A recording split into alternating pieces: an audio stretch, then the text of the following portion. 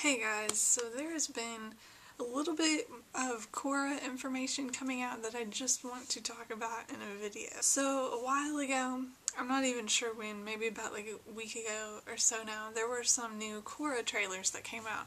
And in one of these trailers, it showed Korra and Mako kissing. Now, I am absolutely shocked that they showed this in a trailer, and kind of sad because there was no way I could have avoided seeing, well, I could have avoided seeing it, but it would have been incredibly hard because it's everywhere. But just the fact that Nickelodeon put that in a trailer instead of leaving it for a surprise in the episode, it kind of makes me sad because I know if I hadn't seen the trailer and I was watching the episode, that would have come out of nowhere for me and it would have been like a big surprise to see that. And now I know it's coming, so it's not going to be as exciting when I see it in the episode. But I also think it's really interesting that they're developing that relationship so quickly. And I mean, we still don't know what's really going to happen between Korra and Mako. We still don't even fully know their own feelings. I mean, it's pretty obvious. They also released a clip on Coronation that pretty much confirms that Korra has a crush on Mako, but we haven't really seen any of Mako's side of it.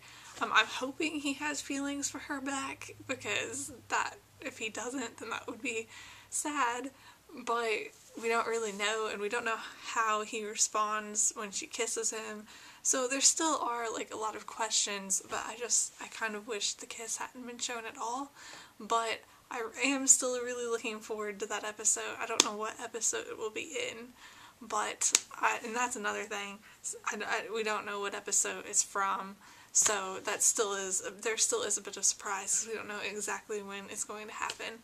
Although I guess Nickelodeon could show a trailer for specific episodes, like after one week's episode, show trailers for next week's, and they might put the kiss in that trailer, and then we would know the week before, but I hope they don't. Another thing in the trailers was it showed Amon, I think that's how you pronounce it, taking away someone's bending, or at least that's what it looked like he was doing.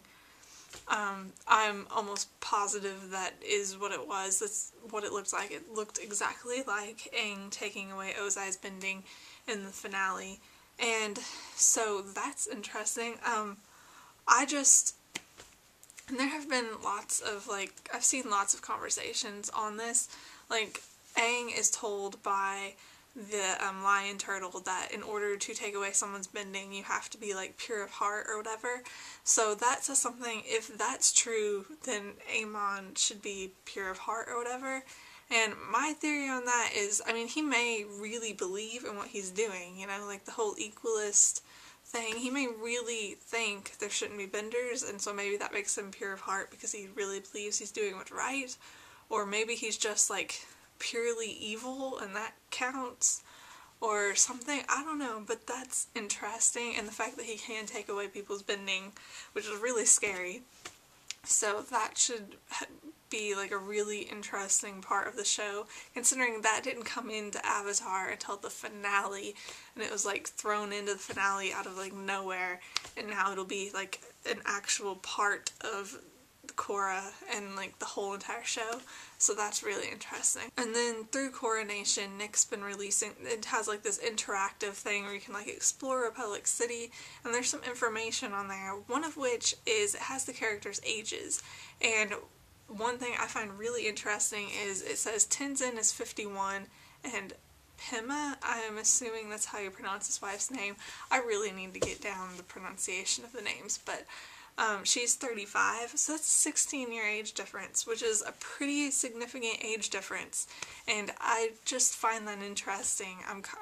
I don't know, it's not really important or anything, I just find it really interesting that they're 16 years apart in age. Also a bit in the interactive thing on the Order of the White Lotus, and it talks about how when Aang figured out that his health was failing, he asked the White Lotus to protect the next Avatar, which is interesting because it means that Aang knew he was dying, which is really sad. I don't like to think that he knew he was dying, but it makes me wonder what exactly was wrong. Like if he just realized he was getting old and was about to die, or if he was sick in some way, which I hope not. I hope he just realized that he was about to die, but he was fine other than being old. I don't want him to have been sick. or have like suffered in any way. I hope he had like a peaceful death, because I don't think Aang would be scared of dying. I'm pretty sure with how like spiritual Aang is, and knowing that his soul is going to live on because he's the Avatar, so I think he would have been like okay with dying. But I hope he didn't suffer, because he did know he was dying according to the website. So that's interesting. And it also has a thing on Katara's, it says how she misses her husband Aang, and that makes me so sad. But there's been a lot of information on like the interactive site. Some of it we already knew, some we didn't. There's some like background on the stuff that's happening in the Promise, like the Reformation movement and all of that. Like it talked about that a little bit, but that was the stuff I found the most interesting and made me like think the most and wonder what's going to happen, I guess. I don't know.